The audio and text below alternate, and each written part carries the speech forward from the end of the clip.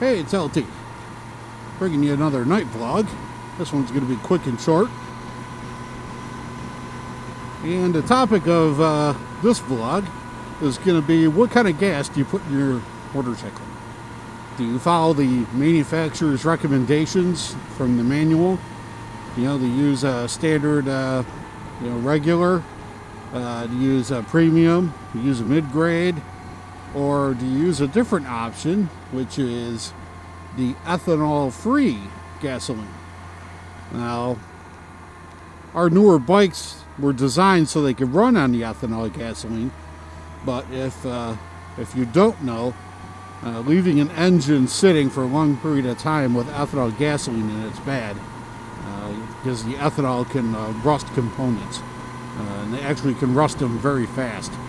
So when you're constantly using a motorcycle during the season, using gas with ethanol is fine. But when you go to store at the end of the season, it's imperative that you get the tank filled up, the last tank or two, get them filled up with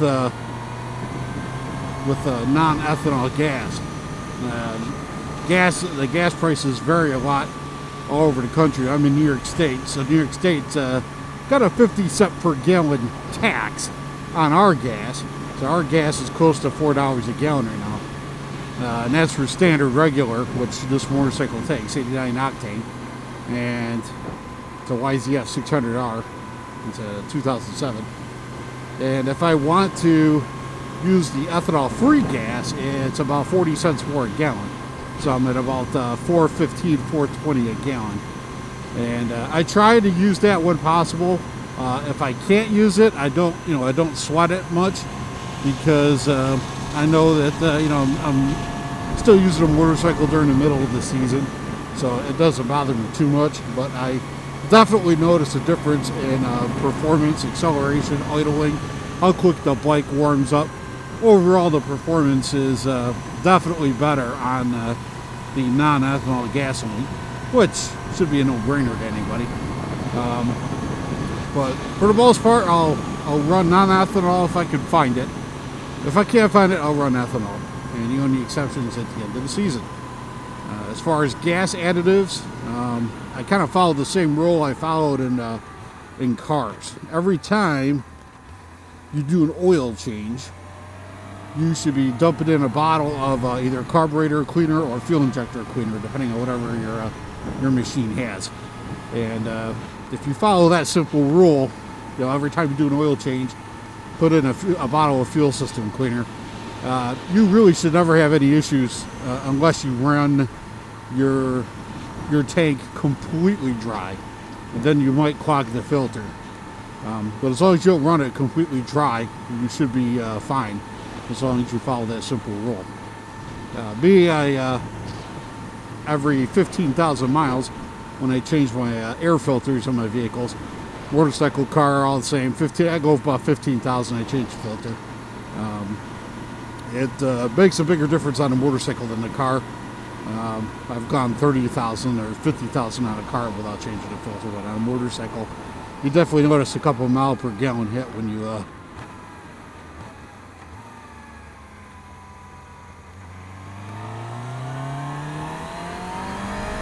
definitely noticed the hit.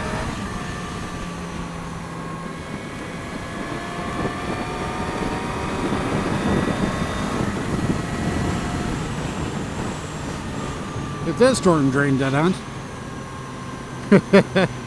Well, I was trying to avoid the oil. Oil or storm drain. I'll run over storm drain before I run over oil any day. It could have been water from a boat though. The boat launch is right over there. But anyways, what kind of gas do you use in your steed? Do you use a lot of gas additives, a little bit of gas additives? How about oil additives for that topic as well? Oil additives have been, probably argued as long as different viscosities of oil. I've been running the standard Yamaha lube in this, which I believe is a synthetic blend. I thought about going over to full synthetic.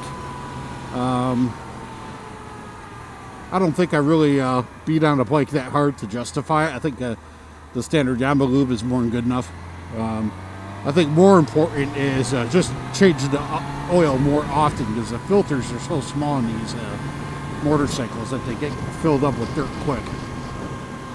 I